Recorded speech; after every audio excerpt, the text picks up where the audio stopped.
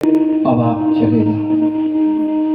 फटी हुई धोती है, लाठी हाथ में है, नंगे पांव हैं, आगे रेती गर्म है, ऊपर से सर्दी है। दोपहर का समय आएगा, सूर्य नारायण मस्तक पर आ जाएंगे। 3 दिन के सुदामा भूखे हैं। सुशीला ने एक पानी का लोटा दिया और सूर्य नारायण को अर्घ दिया। ऐ सूर्य नारायण कम तपनाप, आज मेरे स्वामी ना अपने मित्र से मिलने के लिए द्वारिका जा रहे हैं। कम तपनाप। सुदामा चले और सुदामा की जीवा पे एक मंत्र आ गया। भगवान कृष्ण का नाम जप करते चले। हे माधव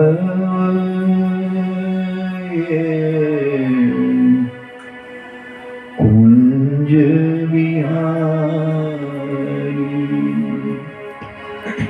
हे माधव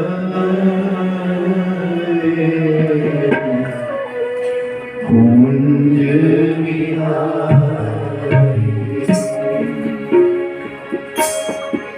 जय राधा माधव गिरिवरदान, जय राधा माधव। सब बोलिए ना मंत्र। जय माधव कुंज विहारी, जय माधव कुंज विहारी।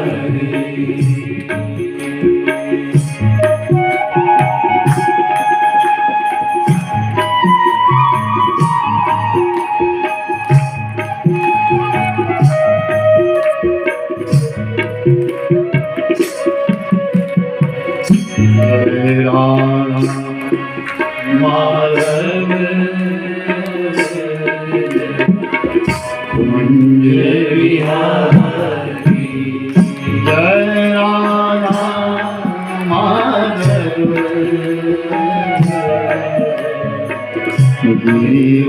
गिरिवरधारी, जय राधा माधव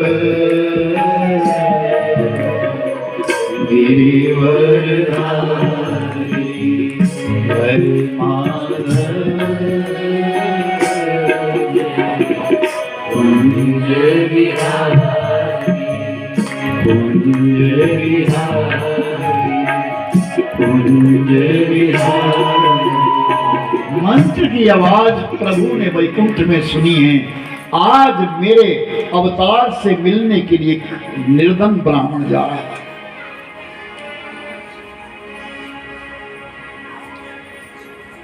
तो अपने गरुड़ से कहा, गरुड़ जा। सुदामा गिरने वाला है। रीति तभी है, सूर्य आकाश में आए हैं, मस्तक पर सूर्य आ गया है। सुदामा गिर जाएगा, मूर्छा आ जाएगी। इसके लिए इसे अपने पंखों पर बिठा और द्वारिका नगरी में छोड़ देना, इसको पता ना चले। इतना काम करना कि इसको पता ना चले। भगवान जब देता है तो छप्पर फाड़ करके दे देता है, और जब लेने पे आता है तो कहते कि चमड़ी भी उधेड़ देता है। आज सुदामा को क्या मिलने वाला है, ये सुदामा कैसे जाने। जैसे सुदामा गिरे, गरुड़ ने अपनी पंखों पर बिठाया और द्वारिका नगरी में छोड़ दिया। जैसे द्वारिका में आंख खुली ना, तो क्या देखा, वैभव मणि माणिक्य, बड़े बड़े महल है, बड़े बड़े प्रासाद खड़े हैं। अरे मैं कहां आ गया। तो राहगीर से पूछ रहा है, भाई ये कौन सी नगरी है। अरे ये द्वारिका है भाई। अच्छा यही रहता है कन्हुआ। कौन कन्हुआ। अरे हमारा कन्हुआ ना, हमारा लाला यहीं रहता है कन्हुआ। बचपन का यार है ना, कनवा नाम बोलते थे। कनवा यहाँ रहता है ना भाई, यहाँ कोई कनवा नहीं। अरे यहाँ के राजा, नहीं नहीं, यहाँ कनवा राजा नहीं है, यहाँ तो ठाकुर कृष्णचंद्र जी महाराज रहते हैं। सुदामा को पहले तो धक्का लगा कि गरीबों के नाम भी छोटे होते और अमीरों का नाम भी बड़ा होता। मैं तो सुदामा ही रहा, लेकिन मेरा कनवा तो कृष्णचंद्र बन गया। अच्छा बताओ, महाप्रासाद कहाँ है, राजमहल कहाँ है? आगे चले जाओ। सुदामा गया तो आगे देखा बहुत बड़ा महल है, पहरेदार तो खड़े हैं। सुदामा गया, सुदामा ने कहा भाई ठाकुर कृष्णचंद्र जी महाराज यहीं रहते हैं? हाँ यहीं रहते हैं, सभा लगी है। मैं उनका बचपन का मित्र हूँ, मेरा नाम सुदामा है। दोनों पहरेदारों ने ना सुदामा के चरणों पर प्रणाम कर दिया, सर झुका दिया। कुछ दिन पहले एक भजन चला था कि अय द्वारपालो सुदामा से कह दो, क्या क्या उसने बकवास कर रखी थी, ऐसा भागवत में नहीं लिखा। सुदामा का निरादर नहीं हुआ है, सुदामा का बहुत बड़ा आदर हुआ है। बनाने वालों ने गलत भजन बनाया। सुदामा जैसे ही द्वार पर खड़ा हुआ तो द्वारपालों ने मूर्धन्य को देख करके, सुदामा को देख करके चरणों में नमन किया, प्रणाम किया, दंडवत प्रणाम किया। चलो महाराज, हम अपने महाराज से आपको मिलाते हैं। नहीं नहीं, अभी सभा चली है, अभी जाना उचित नहीं है। मैं थोड़ी देर यहीं विश्राम करता हूँ। और वहां दीवार के सहारे ना, पहले तो ये कहा कि अब मिलने की उत्कंठा ज्यादा है, अब मैं जल्दी मिलूं अपने मित्र से। बोले कोई झरोखा हो ना, झरोखा खोल दो, मैं यहाँ से देख लूंगा, तसल्ली हो जाएगी। झरोखा तो कोई नहीं, तो कोई बात नहीं, जब सभा समाप्त होगी तब जाऊंगा। तो दीवार के सहारे धीरे धीरे धीरे धीरे सुदामा नीचे बैठ गया। जैसे नीचे बैठा सुदामा को नींद आ गई। तो उन दोनों पहरेदारों ने अपना दुपट्टा लेकर के ना सुदामा के ऊपर पंखा हिलाना शुरू किया, क्योंकि सुदामा द्वारिका में उस समय गर्मी थी। पोष के महीने में द्वारिका में गर्मी होती है, बहुत तगड़ा गर्मी होती है। तो पसीना पड़ रहा था, तो दुपट्टे से वो हवा करने लगे। तो नजदीक जब गए तो क्या सुना कि सोए हुए सुदामा के मुख से आवाज आ रही है, जय श्री कृष्ण, जय श्री कृष्ण, जय श्री कृष्ण। सुखदेव जी कहते, परीक्षित, जिसके सोए हुए के मुख से भी कृष्ण शब्द आ रहा है, वो कैसा भक्त होगा, कैसी भक्ति होगी सुदामा की। सभा खत्म हुई, लोग बाहर आए, हड़बड़ा करके सुदामा उठ गए, जाग गए। हाँ तो जाओ, अब मेरे ठाकुर को बोलो, मेरे मित्र को बोलो कि सुदामा है। बोले चलो ना आप। नहीं नहीं, आज्ञा लेकर के आओ। तो एक चला गया और जाकर के उसने कहा, महाराज दरवाजे पर एक ब्राह्मण आया है, लगता तो बहुत निर्धन है, लेकिन मस्तक पर बड़ा तेज है उसका। क्या नाम बोलता है? अपना नाम मेरे बचपन का सुदामा, सुदामा कहा था, सुदामा है। भगवान भागे, आगे परमात्मा भागे, कंधे के ऊपर दिया था, नीचे गिर गया, एक पांव में जूती रही, एक पांव नंगे। और भगवान कृष्ण जाकर के दरवाजे पर गए, मिले नहीं, कंठ मिल गए। चार नेत्रों के दो नेत्र बन गए और दोनों नेत्रों से आंसू बहने लगे।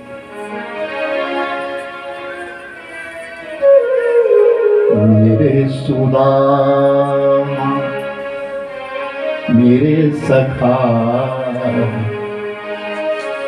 तेरी मैं बाट निहारूं, तेरी मैं बाट निहारूं। मेरे सुदामा, मेरे सखा, तेरी मैं बाट निहारूं।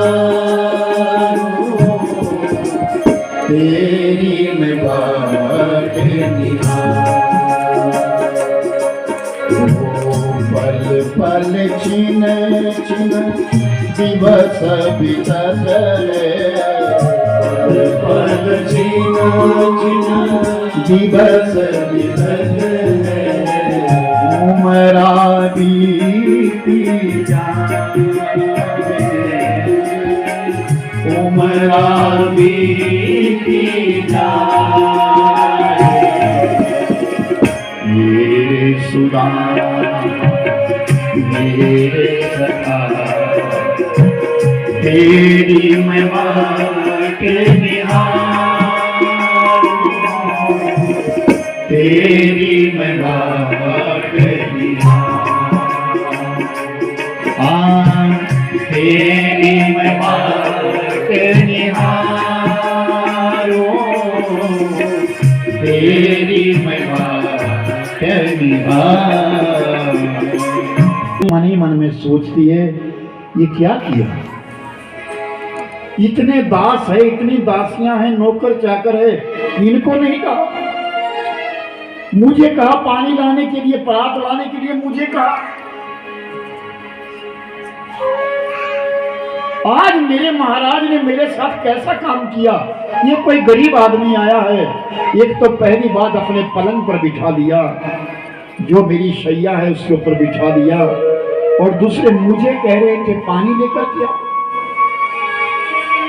मन ही मन में भगवान कह रहे रुक्मणी ध्यान रखना, ये सेवा किसी और को मत देना, ऐसा ब्राह्मण ढूंढने से नहीं मिलेगा, आज इस सेवा को खुद कर, एक जन्म नहीं अनेक जन्मों का पुण्य आज उदय हो जाएगा। आज कोई अच्छा ब्राह्मण हमारे द्वार आया है, ये सेवा किसी से मत करवाना, मन ही मन में कह रहे हैं। रुक्मिणी गई और यही विचार कर रही है, आई नहीं।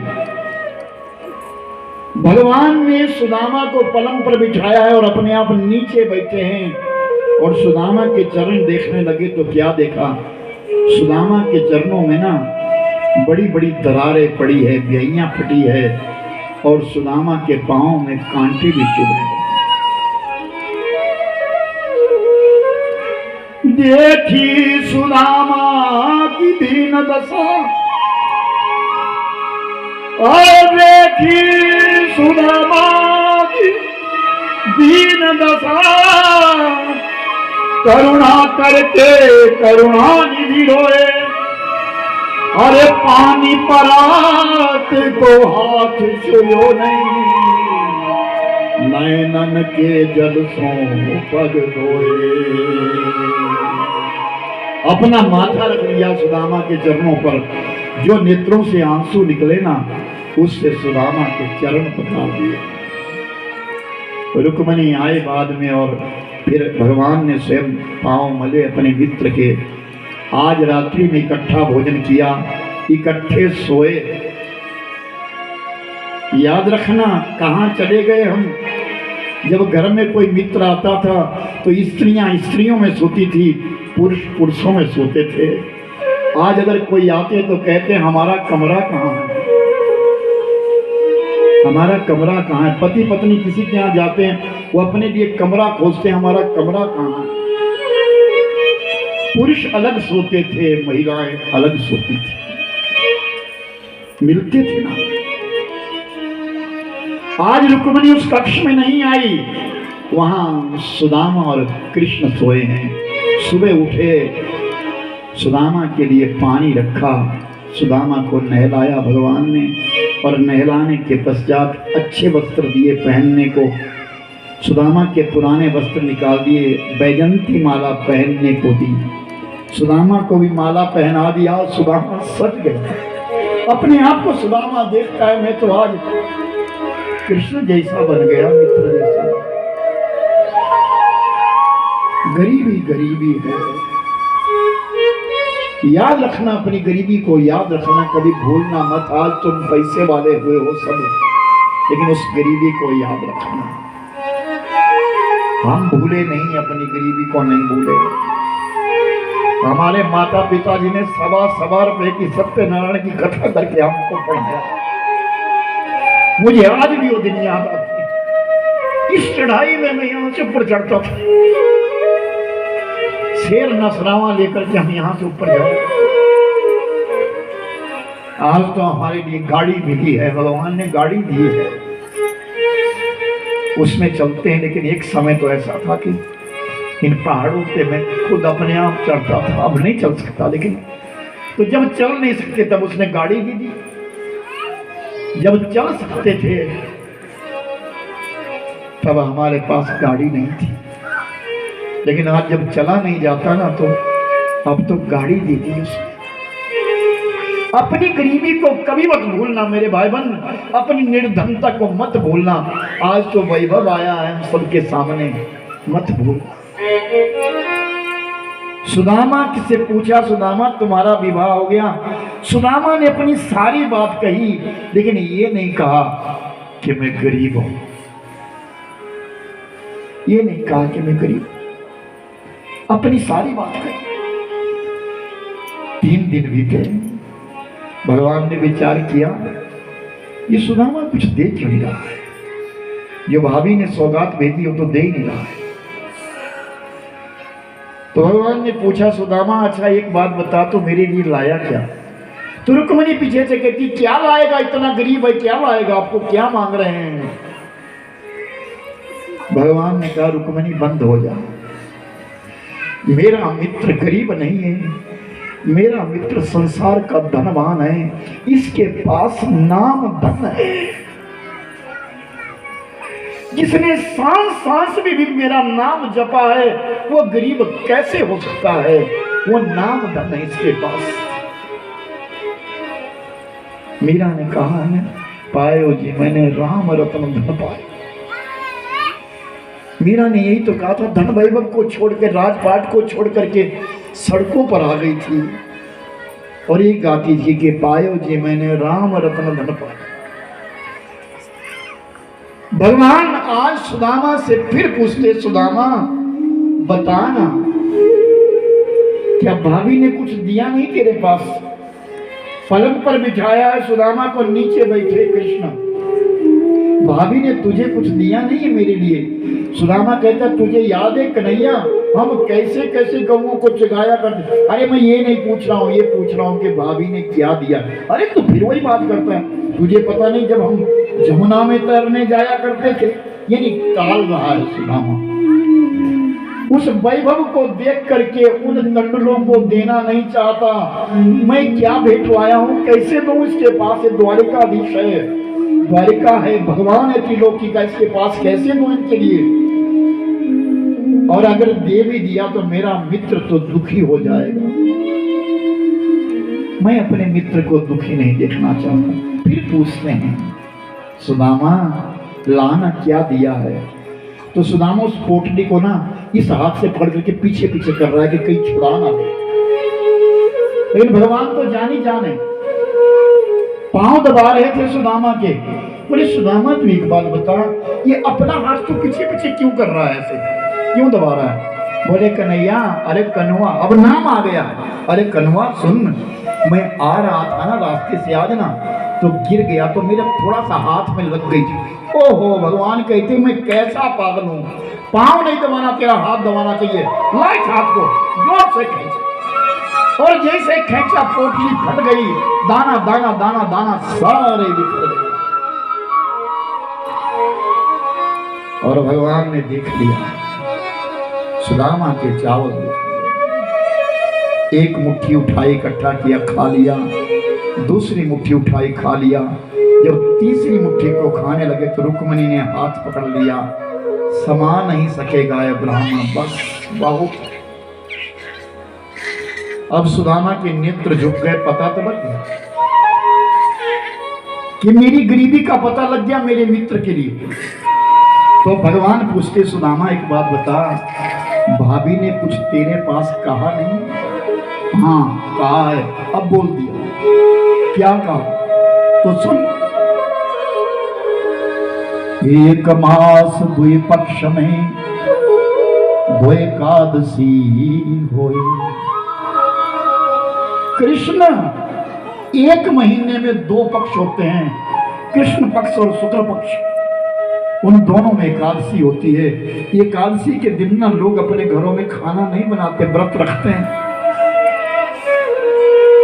लोगों के घरों में एकादशी को खाना नहीं बनता, व्रत रखते हैं, पर सुन मेरी बात, एक मास द्वे पक्ष में द्वे एकादशी होए, पर कृष्ण मेरे घर में तो रोज एकादशी होए। मेरे घर में तो रोज एकादशी है, मेरे बच्चे तो भूखे सो जाते हैं, रोज एकादशी है। ये संदेश ये नहीं बोला कि भूखे हैं, ये बोला कि मेरे घर में तो एकादशी रोज ही है। तो भगवान कहते, सुन सुदामा, एक बात मेरी भी लेके जाना, मेरी भाभी से एक बात कह देना मेरी ओर से। क्या? होनी थी सो गई, पर अब ना भाभी होए। एकादशी को लोग व्रत रखते और द्वादशी को ना अच्छा खाते, द्वादशी के दिन अच्छा खाते लोग। तो संदेश दिया, होनी थी सो गई, पर अब ना भाभी होए। भाभी तेरे महल में रोज द्वादशी होए, ये भाभी तेरे महल में नित द्वादशी होए। कि जब एकादशी नहीं होगी तेरे घर में आज से रोज द्वादशी होगी, अच्छा भोजन बनेगा। सुदामा समझा नहीं, भगवान ने प्रत्यक्ष कुछ दिया नहीं और अपने पास कुछ रखा। आज सुदामा ने विचार कर लिया कि वो जो घटना घटनी थी घट गई, अब मैं यहाँ नहीं रहूंगा, मैं चला जाऊंगा। बोले मित्र कनुआ, अब मैं जाऊं? बोले हाँ तू जा। तो जब सुदामा चलने लगे ना, तो भगवान ने कहा रुक। तो मन में एक थोड़ा सा लालच चले कि अब देर तो नहीं रहा होगा मेरे को। बोले सुदामा रुक। बोले हाँ बोल क्या है? रुक्मणी को कहा उठ, चरणों में प्रणाम कर। सुदामा के चरणों में प्रणाम कर, ऐसा ब्राह्मण ढूंढने से नहीं मिलेगा। तो रुक्मणी ने जब चरणों में प्रणाम किया तो सुदामा ने आशीर्वाद दिया, 10 पुत्राद भवा, जाओ तुम्हारे 10 पुत्र होंगे। अब ये प्रणाम करके किनारे हटी थी कि दूसरी पत्नी आई सत्यभामा। सत्यभामा ने प्रणाम किया, बोले कन्हैया ये कौन है? बोले ये भी तेरी भाभी है। अच्छा 2 शादियां करी है? बोले तू कर तो सही प्रणाम, सुन तो सही, आशीर्वाद तो दे। तो सत्यभामा को तुम कहा 10 पुत्रा भवा, इतने में नगन जीती आ गई। बोले गांव वालों को बुला लिया? बोले नहीं तेरी भाभी है। बोले कितनी है? बोले तू आशीर्वाद तो दे। तो यूं लपक करके सुदामा देखता है तो कतार तो बड़ी लंबी है। बोले कन्हैया कितनी है? बोले तू आशीर्वाद तो दे। कि नहीं तू एक बार बता तो ले कितनी है? कि है ना कि कितनी 10, 20, 50? नहीं लंबी लाइन है। बोले कितनी है? बोले 16,108 है। अरे इतने भी बहा कर दिए और मुझे बुलाया भी नहीं। कनुआ तूने इतनी शादियां कर दी और मुझे बुलाया भी नहीं। अरे सुन, ये तो ऐसी हो गई, अपने आप से हो गई। तो अच्छा सुन, इतनी को अगर मैं प्रणाम करूंगा तो मेरा जीवन बीत जाएगा। अगर इनको मैं सबको आशीर्वाद देने लगूंगा ना तो मेरा जीवन बीत जाएगा। तू एक काम कर, उठ, तू मेरे चरणों में प्रणाम कर। क्या हस्ती होगी वो, कैसा भक्त होगा वो जो भगवान को कहता है कि तू खड़ा हो, मेरे चरणों में प्रणाम कर। तू प्रणाम करेगा, तेरे को आशीर्वाद दूंगा, तेरी सब पत्नियों को आशीर्वाद हो जाएगा। कितनी महिमा होगी सुदामा की। भगवान कृष्ण उठे और सुदामा के चरणों में प्रणाम किया। सुदामा ने कंठ लगा लिया, गले लगा लिया। अच्छा कन्वा, अब मुझे इजाजत दे।